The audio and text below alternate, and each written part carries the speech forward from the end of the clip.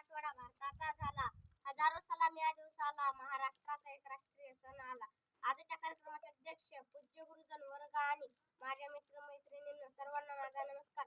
सर्वप्रथम सर्वांना मराठवाडा मुक्तीसंग्राम दिनाच्या हार्दिक हार्दिक शुभेच्छा.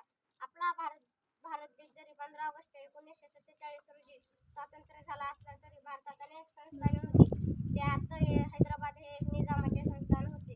ते भारतात सामील होण्यास तयार नव्हते. संत रामानंद तीर्थ यांनी हैदराबाद हे संस्थान भारतात सामील होईल म्हणून प्रयत्न केले, परंतु तसेच वंदे मातरम चळवळीद्वारे अनेक विद्यार्थ्यांनी प्रयत्न केले. मराठवाडा निजामुक्त करण्यासाठी प्रयत्न केले, परंतु निजाम ऐकत नव्हते. शेवटी भारताचे पोलादी पुरुष सरदार वल्लभभाई पटेल यांनी 13 सप्टेंबर 1948 रोजी ऑपरेशन पोलो ही कारवाई